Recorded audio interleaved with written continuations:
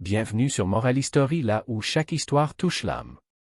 Si cette histoire t'a inspiré, abonne-toi dès maintenant pour ne manquer aucune des prochaines leçons de vie, récits spirituels et contes qui font réfléchir. Active la cloche pour être alerté à chaque nouvelle vidéo. Partage ton avis en commentaire. Quelle morale retiens-tu aujourd'hui? Et surtout, partage cette vidéo à quelqu'un que tu aimes. Une simple histoire peut changer une journée ou une vie. Merci de faire partie de la famille Moral History. Deux hommes se présentèrent dans la grande salle du tribunal, un lieu empreint de solennité où le bois sombre des bancs et le parquet craquant semblaient témoigner de siècles de justice rendue. Le premier homme, grand et robuste, affichait les traits d'un quinquagénaire habitué aux rigueurs de la vie, ses épaules larges, ses mains calleuses et son regard déterminé révélaient un homme sûr de lui, mais la colère contenue dans ses yeux trahissait une frustration profonde. À ses côtés, un vieillard courbé avançait lentement, s'appuyant sur une canne épaisse, dont la poignée polie reflétait les années d'usage. Son visage ridé et ses yeux pétillants donnaient l'illusion d'une fragilité sincère, mais derrière ce masque se devinait une ruse subtile, prête à surgir au moment opportun. Le murmure des assistants et des témoins emplissait la salle lorsque le grand homme s'avança vers le juge, sa voix résonnant avec autorité. « J'ai prêté 10 pièces d'or à mon ami il y a plusieurs mois, et il avait promis de me les rendre lorsque sa situation s'améliorerait. Mais chaque fois que je lui demande, il m'évite, comme si j'étais devenu un étranger à ses yeux. » Sa voix tremblait légèrement, non de peur, mais d'une impatience contenue, la colère de l'injustice coulant dans ses veines. Le juge, un homme d'âge mûr, aux yeux perçants et au visage empreint de gravité, leva un sourcil. Sa présence imposait le respect et étouffait tout élan d'impatience. Il s'adressa alors au vieil homme avec calme et autorité. « Que dites-vous de ce que votre ami affirme ?» Le vieillard, dont le corps semblait se plier sous le poids des années, répondit avec une voix douce mais ferme. « Je reconnais qu'il m'a donné 10 pièces d'or, mais je les lui ai rendues, monsieur. » Son ton, presque confiant, laissait planer le doute. Était-il sincère, ou jouait-il un rôle parfaitement orchestré pour tromper le tribunal?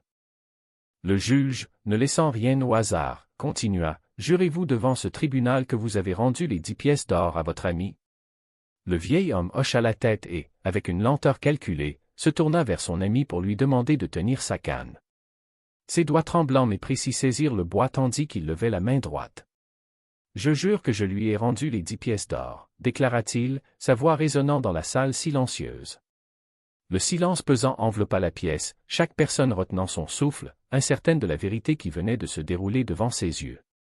Le juge observa attentivement le geste, un éclair de suspicion traversant son regard. Le grand homme, confus et légèrement honteux, baissa les yeux. « Peut-être ai-je oublié » murmura-t-il, réalisant que le doute venait de s'installer au sein de son propre cœur. La tension dans la salle était palpable. Chacun attendait le prochain mouvement, le prochain indice qui trahirait la vérité cachée derrière ce serment soigneusement prononcé. Le voile du mensonge semblait solide, mais le juge, patient et attentif, savait que chaque détail, aussi insignifiant soit-il, pouvait révéler l'ombre de la tromperie. Alors que le vieil homme s'apprêtait à quitter la salle, canne en main et démarche apparemment fragile, un éclair de suspicion traversa le regard du juge. L'expérience et l'intuition lui dictaient qu'un détail subtil avait échappé à la plupart des observateurs. Il leva la main et les deux hommes se figèrent, comme si le temps lui-même attendait la prochaine décision du magistrat. « Attendez, messieurs, » dit-il d'une voix ferme, résonnant dans le tribunal silencieux. Le vieillard se figea, la canne légèrement inclinée contre ses doigts tremblants, tandis que l'homme grand et fort échappa un soupir d'impatience. « Avant que vous ne partiez, j'ai une question, » poursuivit le juge, son ton trahissant une curiosité pénétrante. « Monsieur, avez-vous toujours l'habitude de vous appuyer sur une canne ?» Le vieil homme fronça les sourcils, légèrement déstabilisé par cette question inattendue. « Parfois, monsieur, » répondit-il avec prudence, choisissant ses mots pour ne rien révéler de sa ruse. Le juge se tourna ensuite vers l'autre homme. « Et vous ?» demanda-t-il. L'homme répondit, légèrement surpris par la précision du magistrat. « Non, monsieur, je ne l'ai jamais vu s'appuyer sur une canne auparavant. » Le juge hocha la tête, le regard vif et perçant. Il tendit la main vers le vieil homme. « Donnez-moi la canne. » Un frisson parcourut la salle lorsque le vieillard obéit, tendant le bois poli avec une apparente résignation. Le juge saisit la canne, la tourna dans ses mains, l'examina sous tous les angles. Elle semblait normale au premier regard, mais la lourdeur inhabituelle trahissait quelque chose d'inhabituel. Ses doigts expérimentés palpèrent la poignée et découvrirent qu'elle pouvait se dévisser. Un petit sourire se dessina sur ses lèvres, il savait qu'un secret se cachait à l'intérieur. Avec un mouvement précis, il tourna la poignée et la dévissa. La tension dans la salle monta d'un cran. Le vieil homme resta immobile, ses yeux étincelants trahissant une combinaison d'arrogance et d'inquiétude. Le juge tira fortement la poignée et sentit le poids d'un objet caché. Lentement, il inclina la canne et, sous le regard stupéfait de tous, de petites pièces d'or commencèrent à tomber sur le sol. Un silence choqué s'abattit dans la salle. Les témoins, le greffier et même l'homme grand et fort retinrent leur souffle devant cette révélation inattendue. Le juge, le visage grave et sévère, se pencha légèrement pour contempler le contenu de la canne, 10 pièces d'or, intactes, brillantes sous la lumière des lampes du tribunal. Le vieil homme, sentant la supercherie dévoilée, tenta un léger mouvement, mais le regard du juge, pénétrant et inébranlable, le cloua sur place.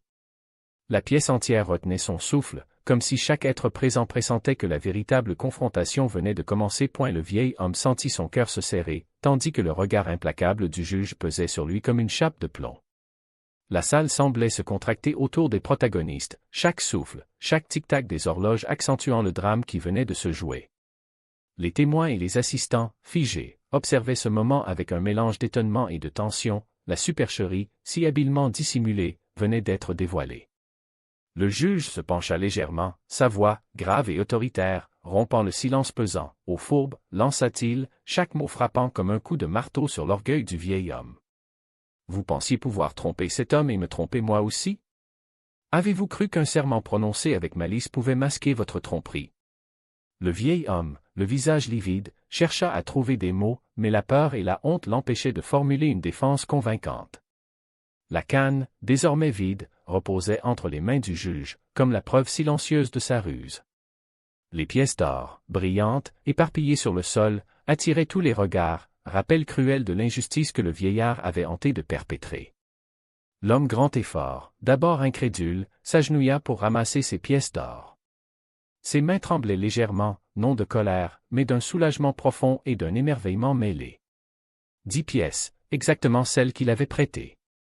Son regard se tourna vers le vieil homme, un mélange de colère contenue et de stupéfaction dans ses yeux. Comment quelqu'un pouvait-il être à la fois si fragile et si rusé?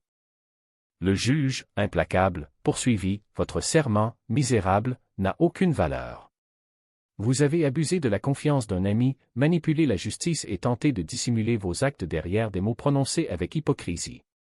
Sa voix résonnait dans la salle, et chaque phrase semblait accentuer le poids de la culpabilité du vieil homme. Les assistants et témoins, fascinés par l'intelligence du juge, retenaient leur souffle, absorbant la scène comme une leçon magistrale sur la justice et la tromperie.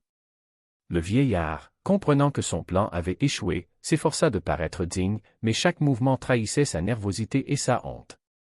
Le juge se tourna ensuite vers l'homme qui avait été trompé, le propriétaire des pièces d'or, et ajouta, « Voyez, monsieur, comment l'apparente fragilité peut dissimuler la ruse la plus audacieuse.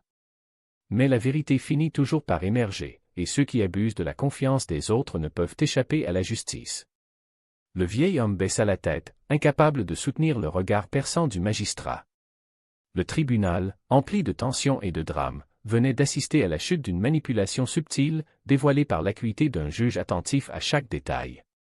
Les murmures parcouraient la salle, chacun admirant l'intelligence et la perspicacité qui venaient de rendre justice. Le silence dans la salle du tribunal était presque tangible, comme si chaque être présent retenait son souffle, attendant la sentence. Le vieil homme se tenait immobile, ses mains crispées sur sa canne désormais vide, ses yeux oscillant entre défi et peur. Le juge, assis sur son estrade imposante, l'observait avec une gravité qui ne laissait aucun doute sur la fermeté de sa décision à venir. « Messieurs les gardes, » commença le juge d'une voix solennelle, « emmenez cet homme. Il a abusé de la confiance d'un ami, manipulé le serment et tenté de tromper la justice. Il mérite d'être retenu jusqu'à ce que je décide d'une punition appropriée. » Les gardes s'avancèrent, imposants et silencieux. Le vieil homme fit un pas en arrière, hésitant, comme si le sol pouvait l'engloutir. Ses doigts tremblaient et ses lèvres se pinçaient, il savait qu'aucune astuce ne pourrait inverser le cours de ce moment. Chaque pas qu'il faisait vers l'extérieur de la salle renforçait le poids de sa honte, et le regard du juge, sévère et pénétrant, le suivait sans relâche, comme une ombre inévitable. L'homme qui avait été trompé, agenouillé pour ramasser ses pièces d'or, leva les yeux et croisa le regard de son ami voleur. Un mélange de soulagement et de tristesse traversa son visage. Soulagement parce que ses biens lui étaient enfin revenus, tristesse parce que la trahison d'un ami, aussi rusé soit-il, laissait une cicatrice dans le cœur. Mais la justice, implacable et précise, venait de restaurer l'équilibre. Le juge se tourna vers l'assistance, que ceci soit un exemple pour tous. La malice et la tromperie peuvent sembler triompher un temps, mais la vérité finit toujours par éclater.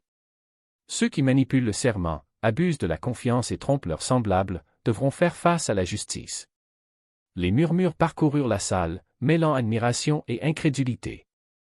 Les témoins, impressionnés, ne pouvaient que constater la sagesse et la clairvoyance du juge, capable de déceler la supercherie la plus subtile à travers un simple détail, une canne apparemment ordinaire. Le vieil homme, désormais conduit hors du tribunal, lançait des regards furtifs autour de lui, conscient de l'humiliation que chaque personne présente venait de percevoir.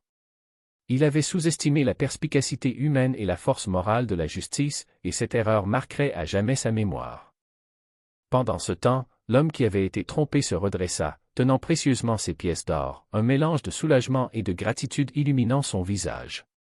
Il n'avait jamais imaginé que la vérité pourrait se révéler de cette manière, grâce à l'attention méticuleuse d'un juge attentif aux moindres détails. La leçon était claire et dramatique, la ruse peut parfois masquer la vérité, mais elle ne peut jamais l'éteindre complètement. Le tribunal, silencieux mais chargé de tension, venait d'être le théâtre d'une leçon magistrale de justice et de perspicacité.